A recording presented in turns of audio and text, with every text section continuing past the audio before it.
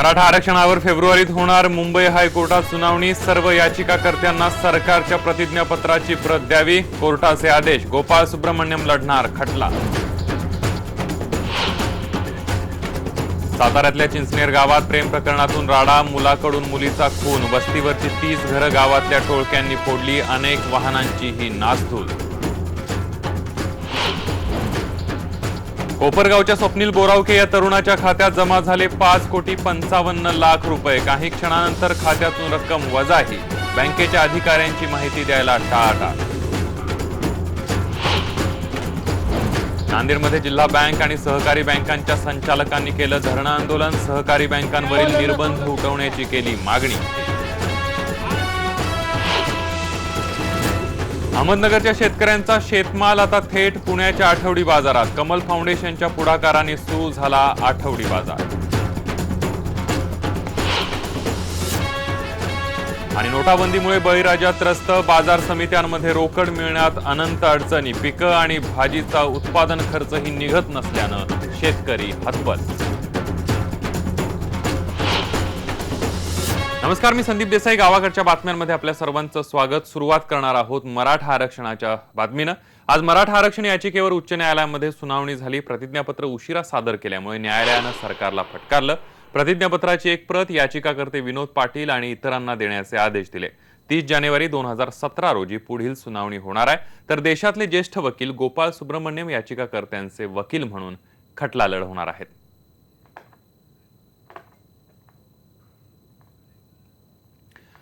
उस्मानाबाद जिल्ह्यामध्ये कळंब तालुक्यात आज सकल मराठा समाजाच्या वतीनं मुकमोर्चा काढण्यात आला। जिल्हा स्तरावर मोर्चे काढल्यानंतर आता मराठा समाज तालुका स्तरावर मोर्चे काढतोय। कळंबमधील या मोर्चाला लाखोंच्या संख्येनं मराठा बांधव सहभागी झाले होते। यामध्ये विद्यार्थिनी आणि महिलांचा सहभाग लक्षणीय होता। कोपर्डी प्रकरणातील आरोपींना फाशी द्या, मराठा समाजाला आरक्षण द्या यासह अनेक मागण्या घेऊन मराठा समाज रस्त्यावर उतरला होता। दरम्यान राज्य सरकार आरक्षणाच्या मुद्द्यावर कोर्टाची आणि मराठा समाजाची फसवणूक करत असल्याचा आरोप मोर्चेकरांनी केलाय।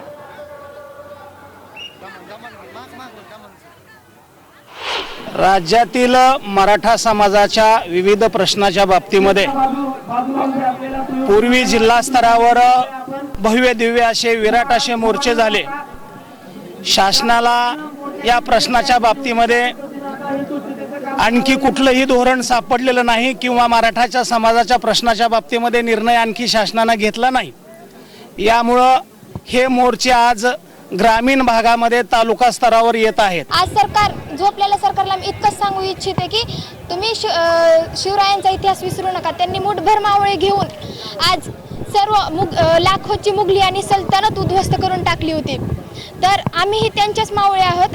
आम्हा सर्व मराठ्यामध्ये त्यांच्याच रक्त आहेत। आम्हा मराठ्यांच्या मागण्या पूर्ण करा, नाहीतर आम्हाला झोपलेल्या सरकारच्या कंटाळा उघडायला वेळ लागणार नाही। तसंच त्या कोपर्डी प्रकरणातील माझ्या छोट्याशा बहिणीला न्याय मिळालाच पाहिजे। सरकारने आमच्या मागण्या तात्काळ लवकर पूर्ण कराव्या, मराठा समाजाला आरक्षण द्यावे आणि कोपर्डीतील नराधमांना फाशीची शिक्षा लवकरच द्यावी, नाहीतर हे मुकमोर्चे कोणत्याही काळी भडकू शकतील। विधिमंडळामध्ये आज नोटाबंदी आणि मराठा आरक्षणाचा मुद्दा चांगलाच गाजला। विधिमंडळाच्या या दोन्ही सभागृहांमध्ये नोटबंदीच्या मुद्द्यावर चर्चा घडली। नोटाबंदीमुळे राज्यातल्या शेतकऱ्यांचे हाल होत असल्याचा आरोप विरोधकांनी केला। राज्यात बहुतांश जनतेला बँक व्यवहाराचं ज्ञान नाही आणि त्यामुळे सरकार कॅशलेस व्यवहारांचा महाराष्ट्र कसा तयार करणार असा सवाल विरोधकांनी उपस्थित केला। तर मुख्यमंत्र्यांनी नोटबंदीचं समर्थन केलं, शिवाय सरकारच्या उपाययोजनांची सभागृहाला माहिती दिली। दुसरीकडे मराठा आरक्षणाच्या मुद्द्यावरही विधानसभेत चर्चा सुरू झाली आणि सत्ताधाऱ्यांनीच प्रस्ताव आणल्यानं पहिल्यांदा यावर सत्ताधाऱ्यांनाच बोलता येणार आहे। जनतेला ऑनलाईन व्यवहारांचं प्रशिक्षण देण्यासाठी 1000 महाविद्यालयीन तरुणांची टीम तयार करणार असल्याचं मुख्यमंत्र्यांनी सांगितलं। नोटाबंदीवर विधानसभेमध्ये चर्चा करताना मुख्यमंत्र्यांनी महाराष्ट्रात जास्तीत जास्त ऑनलाईन व्यवहारांवर भर देणार असल्याचं सांगितलं। यासाठी महावॅलेट ही यंत्रणा विकसित करणार असल्याचं देवेंद्र फडणवीस यांनी स्पष्ट केलं। नोटाबंदीच्या निर्णयाला राज्यातल्या जनतेचा पाठिंबा असून नोटाबंदीमुळे शेतमालाला भावावर परिणाम झाला नसल्याचा दावा सुद्धा मुख्यमंत्र्यांनी केलाय। विरोधकांनी आज नोटाबंदीच्या विरोधामध्ये सरकारवर जोरदार टीका केली। मग ज्या सहकारी जिल्हा मध्यवर्ती बँकांना जे बँकिंगचं लायसन्स आहे त्यांच्यावर तुम्ही कुठल्या कायद्याने बंदी घातली? त्या जर बँका भ्रष्ट असतील, त्या जर पैसे धुवायचं काम करत असतील, मनी लॉन्ड्रिंगचं काम करत असतील, तर त्यांचा लायसन्स काढून घ्या, त्यांच्या संचालकांना गजाआड पाठवा. पण तुम्ही हे काय केलं? संबंध देशातल्या सहकारी बँकिंग व्यवस्थेवर घाला घातला. तुमची यंत्रणा, नियामक यंत्रणा काय करते? तिथे जर चुकीचं काय चाललं असेल तर ते थांबवा, तुम्ही त्या बँकांच्यावर कारवाई करा. पण सगळ्या सहकारी बँकिंग यंत्रणेवर तुम्ही अशा प्रकारे घाला घातला. पैसे जमा झालेले आहेत, पैसे काढता येत नाहीत, पैसे घेता येत नाहीत. ते बँका आहेत का? ते वेगळा दर्जा तुम्ही बँका करता केलाय. त्याला बँक म्हणायचं पण बँकेचं काम करू द्यायचं नाही. तुमच्याकडे पर्याप्त व्यवस्था आहे का? ग्रामीण भागामध्ये सहकारी बँका कामं करतायत. आज राष्ट्रीयकृत बँका तिथे जाणार आहेत का? खासगी प्रायव्हेट बँका तिथे जाणार आहेत का? पण तुम्ही काय विचार न करता हा गैरविश्वास जो दाखवलेला आहे. आपले सगळे नेते मंडळी अर्थमंत्र्यांना भेटले, मला वाटतं मुख्यमंत्री देखील किंवा काही मंत्री देखील गेले होते, पण तुमचं कोणी ऐकलं नाही. 1000ची असेल 1000 बदल, 10,000 असेल 10,000 बदल, सगळी नाही. तुम्ही 86% केलं सन्माननीय भाई साहेब, 86% केलं. 500, 1000च्या सगळ्या नोटा म्हणजे 14,50,000 कोटी एवढ्या 500 आणि 1000 नोटा एकाच वेळेला बाजारातून बंद केल्या. भ्रष्टाचाराला नोटाबंदी हाच उपाय आहे का? आता 500च्या नोटामध्ये व्हेरिएशन बघा. मी काही नोटा या माझ्याकडे मी आपल्याकडे पाठवतो, घ्या 1500 परत करा. पण परत आणले कुठून? हे बघा 3 नोटामध्ये 3 फरक. इकडे गांधींच्या समोर ही लाईन आली आणि इकडे गांधींच्या दूर गेली, इकडे तर अजूनच भलतीकडे गेली. या बघा जरा या शिपाई त्यांच्या हातातच द्या. निर्णय तर बरोबर आहे, कारण 1000च्या नोटा 500च्या नोटा व्यवहारातनं गेल्यानंतर काळा पैसा दूर होणार, त्याच्यातनं आपली अर्थव्यवस्था बळकट होणार, भ्रष्टाचार मुक्त भारत देश होणार. पाकिस्तान सारखं राष्ट्र सातत्याने अतिरेक्यांना आपल्याकडे पाठवतंय, अतिरेकी त्याच्यामध्ये आपल्याकडे हल्ले करण्याचा प्रयत्न करतायत, अतिरेकी कारवाया करतायत. ह्याला जो पैसा मिळतो तो पैसा थांबणार. या सगळ्या गोष्टीमुळं गरीब माणसाला देखील गावाकडच्याला वाटतं, त्याला विचारलं ना, अरे तुला आता धंदा तुझा निम्म्यावर आला नाही, जरा देशाकरता मी करतोय, देशाकरता करतोय. 50 दिवस मी दम धरलाय. म्हणजे ज्यांची रोज काम केल्यानंतर संध्याकाळी चूल पेटती अध्यक्ष महोदय, ती पण म्हणतो मी 50 दिवस दम धरलाय. म्हणजे कस काय दम धरलाय ते मोहिनी जरा बघितलीच पाहिजे कसली येते. यानंतर पुढची बातमी आहे अहमदनगर जिल्ह्यातली. कोपरगाव तालुक्यातल्या कोळपेवाडी इथल्या स्वप्नील बोरावके या तरुणाला खात्यावर तब्बल 5.5 कोटी रुपये रक्कम असल्याचा मेसेज मोबाईलवर आला आणि या मेसेजमुळे एकच खळबळ उडाली. त्यानं बँकेत जाऊन चौकशी केल्यावर खातंही स्थगित करण्यात आलं असं सांगण्यात आलं. 1 नोव्हेंबर 2015 नंतर खातं उघडलेल्यांना कागदपत्रांची पूर्तता करण्यासाठी बँकेनंही शक्कल लढवल्याचं सांगितलं गेलं. नाशिक जिल्ह्यातल्या सर्व सहकारी बँका, पतसंस्था आणि जिल्हा सहकारी बँकेच्या वतीनं खातेदारांना मुबलक पैसे उपलब्ध होत नसल्यानं संचालक मंडळानं धरणं आंदोलन केलं. जिल्हाधिकारी कार्यालयासमोर हे आंदोलन करण्यात आलं. जिल्हा मध्यवर्ती सहकारी बँकांना 1000 आणि 500च्या जुन्या नोटा स्वीकारण्यासाठी परवानगी द्यावी, शेतकऱ्यांना कर्ज उपलब्ध करून देण्यासाठी पुरेसा निधी द्यावा आणि निधी जो आहे तो उपलब्ध करून द्यावा. राष्ट्रीय बँकांप्रमाणे जिल्हा मध्यवर्ती सहकारी बँकांना चलन उपलब्ध करून द्यावं, यासह अनेक मागण्यांसाठी धरणं आंदोलन करण्यात आलं. हे आंदोलन सुरू असताना अचानक काही लोकांनी रास्ता रोको आंदोलन केल्यामुळे गोंधळ निर्माण झाला होता. मात्र पोलिसांनी वेळीच हस्तक्षेप केल्यानं हा रास्ता रोको मागे घेण्यात आला. महाराष्ट्रातील जिल्हा बँकेला जे नोटबंदीचं जे निर्बंध आणलं ते एक शेतकऱ्याच्या दृष्टिकोनातून फार घातक आहे. आज जिल्हा बँका ह्या सर्वसामान्य शेतकऱ्याच्या पतसंस्था आणि दूध व्यवसायाच्या मोलमजुरीच्या या कार्य करणाऱ्या संस्था आहे आणि त्यांच्या चलनामुळे, त्यांच्या निर्णयामुळे आम्हाला ती चलन जे दळणवळण करण्याची जी व्यवस्था आहे ती त्यांनी कुंभरलेली आहे. आणि आमची एक विनंती आहे त्यांना की आमच्याकडे जे चलन जमा झालेले आहे त्यांनी ते रिझर्व्ह बँकेने RBIने घ्यावं आणि आम्हाला चलन उपलब्ध करून द्यावं. आधीच पालेभाज्यांचे दर पडलेले आणि पुन्हा नोटाबंदीचा परिणाम यामुळे बाजार समित्यांसोबत भाजीपाला उत्पादक शेतकरी मेटाकुटीला आलेत. दिवसभर काबाड कष्ट करून मजूर लावून शेतातली उपटलेली भाजी जेव्हा शेतकरी रात्री बाजार समितीमध्ये विक्रीसाठी आणतात तेव्हा त्यांना दुहेरी संकटांना सामोरं जावं लागतंय। पुणे जिल्ह्यातल्या सर्वात मोठी बाजार समिती अशी ओळख असलेल्या नारायणगाव बाजार समितीमध्ये नोटाबंदीचा काय परिणाम होतोय ते जाणून घेतले आमचा प्रतिनिधी रायचंद शिंदे यांना। नोटाबंदीचा निर्णय घेतल्यानंतर ग्रामीण भागातली अर्थव्यवस्था बऱ्यापैकी कोलमडलेली आहे। मी आता जुन्नर तालुक्यातील नारायणगाव मार्केट कमिटीमध्ये आहे। पुणे जिल्ह्यातील सर्वात मोठं भाजीचं हे मार्केट आहे। या ठिकाणी कोथिंबीर, मेथी आणि शापू या विविध भाज्या दररोज लाखो जुड्या या ठिकाणी विक्रीसाठी येत असतात। याचा नेमका परिणाम या मार्केटवर काय होतोय आपण विचारणार आहोत। माझ्यासोबत काही शेतकरी आहेत, बाजार समितीचे काही सदस्य आहेत, आपण त्यांना विचारणार आहोत। मला सांगा, साधारण दररोजची आवक कशी असते आणि या नोटाबंदीचा इफेक्ट कसा होतोय? ह्या जुन्या नव्या नोटामध्ये शेतकऱ्याला बाकी बाजारभाव काही व्यवस्थित मिळत नाही आणि ह्या मालामध्ये शेतकऱ्याला कुठल्याही प्रकारचं परवडत नाही। शेतीमध्ये त्याला ह्या मालामध्ये तोटा होतोय। पण हे सगळं परवडते का? रुपया ते 5 रुपये जोडीचा भाव आहे साधारण। परवडायला ते परवडत नाहीये। समजा गाडी खर्च जर करायचा जर ठरला तर एक गाडी जर बोलवायची ठरली तर 3 ते 3.5 हजार रुपये गाडीला खर्च येतो आणि मालाचा जर भाव जर ठरला तर दोन्ही कॉम्बिनेशन जर केलं तर 2 रुपये जोडी आम्हाला खर्च वजा मिळते। एकूण हे सगळं गणित आहे, हे कसं आहे आपण विचारणार आहोत। अजून एक शेतकरी आहेत, काय अनुभव आहे साधारण मार्केटचा? हा एवढा भाव पडलेले आहेत आणि नोटाचा पण इफेक्ट होते। सध्या मार्केट फार मंदी आहे। कोथिंबीरला 200-300 रुपये मार्केट आहे आणि भाजीला पण 200-300 रुपये मार्केट आहे। पिकवण्याचा खर्च पाहता हे कुठल्या प्रकारचं परवडेबल नाही शेतकऱ्याच्या दृष्टिकोनातून। पिकवण्याचा खर्च 40 किलो जर बी आपण टाकलं भाजीचं, त्याला माल निघतो 3000 आणि 2 रुपयांनी 3 रुपयांनी माल गेल्यानंतर त्याचे 5-6 हजार होतात आणि 5-6 हजार रुपये तितका पिकवायचाच खर्च आहे। त्यामुळं काही शेतकऱ्याच्या हातामध्ये पडत नाही आता सध्या।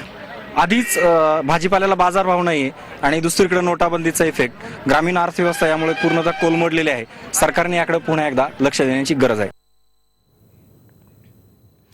अहमदनगरच्या कोरडवाहू शेतकऱ्यांनी पुण्यामध्ये पहिल्यांदाच कोरडवाहू शेतकरी आठवडी बाजार सुरू केलाय। धानोरी इथल्या कमल लॉन्समध्ये दर रविवारी हा आठवडी बाजार सुरू राहणार आहे। कमल फाउंडेशन आणि अहमदनगर इथल्या कोरडवाहू फार्म्स प्रोड्युसर कंपनीच्या माध्यमातून हा बाजार सुरू करण्यात आलाय।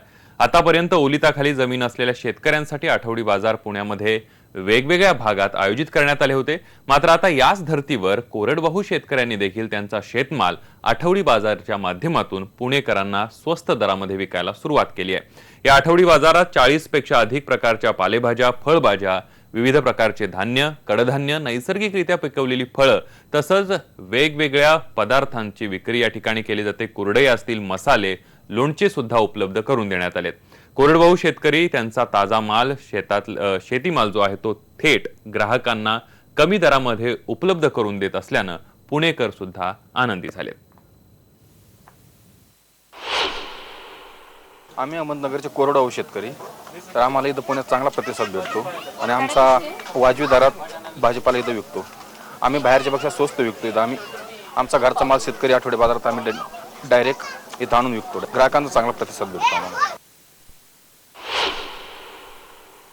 शेतमाल म्हणजे नक्कीच गावठी आणि चांगला आहे। जसे आजकाल हायब्रिड मिळतात तसं काही नाही आहे आणि रेट पण आय थिंक रिझनेबल आहे। म्हणजे आमच्या इथे लोहेगाव मंडी आहे, त्याच्यापेक्षा ठीक आहे रेट इथं आणि चांगलं आहे तसं। आणि मेन म्हणजे आम्हाला जवळ आहे, आम्ही इथे आसपासच्या एरियात राहतो ना, त्याच्यामुळे शेतकऱ्याकडनं डायरेक्ट आमच्याकडे जाऊन म्हणजे फ्रेश आहे। म्हणजे इकडनं रिटेलर्सकडे जाणार, म्हणजे मार्केट यार्डमधून लोक आणतात, त्यापेक्षा इथे डायरेक्ट शेतकऱ्यांचा येतो म्हणजे तो जास्त चांगला आहे, ताजा आहे।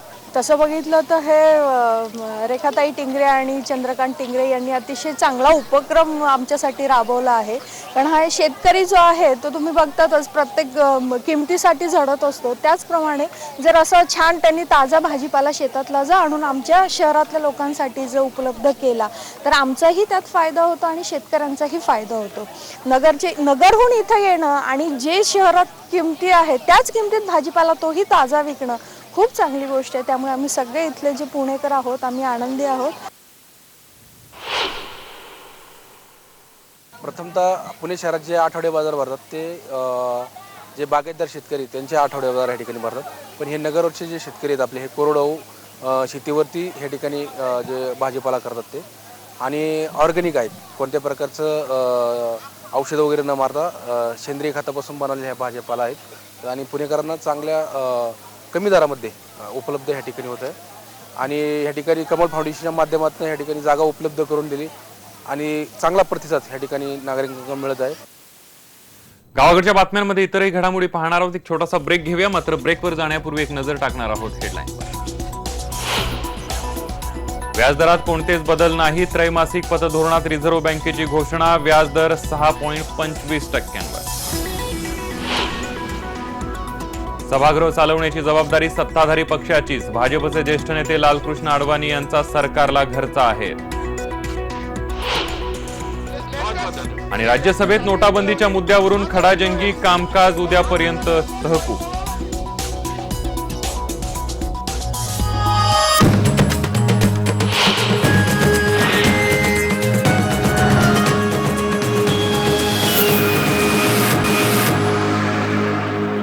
ब्रेकनंतर बातमी आहे सातारा जिल्ह्यातली. सातारा जिल्ह्यातल्या चिंचनेर वंदन इथं गावामध्ये 2 गटात वाद होऊन 30 घरांची तोडफोड करण्यात आली आहे. अनेक वाहनांची सुद्धा जाळपोळ करण्यात आली आहे. यामध्ये 4 व्हीलर आणि दुचाकींचा सुद्धा समावेश आहे. गावातल्या मुलामुलींमध्ये प्रेमसंबंध होते, पण मुलीचं 3 महिन्यांपूर्वी लग्न जमलं. त्याचा राग मनात धरून मुलानं मुलीचा खून केला आणि नंतर मग गावातल्या इतर जमावानं वस्तीवर हल्ला करत 30 घरांची तोडफोड केल्याचं प्रथमदर्शनी दिसून आलं. मुलीचा खून करणाऱ्या आरोपीचं नाव सिद्धार्थ दणाने असं आहे. त्यानं मुलीला नेऊन तिचा खून केला. पोलिसांनी सिद्धार्थला ताब्यात घेतलंय. गावात हल्ला करणाऱ्या 30 जणांनाही पोलिसांनी ताब्यात घेतलंय. गावाकडच्या बातम्यांमध्ये पुन्हा एक छोटासा ब्रेक घेऊया. पहा फक्त IPL.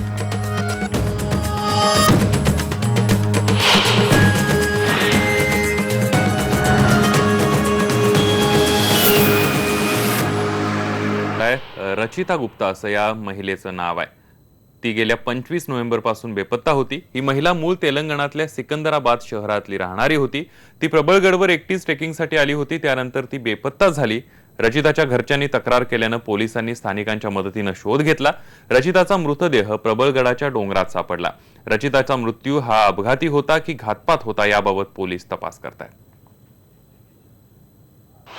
सकृतदर्शनी आम्ही त्या ठिकाणी जाऊन पाहणी केली तर पलीकडच्या बाजूला पूर्ण घनदाट झाडी आहे आणि तिची जी बॅग सापडली त्याच्यावरतून ती पडलेली असावी आणि यामध्ये घातपातकाचा प्रथमदर्शनी तरी असं आढळून येत नाही.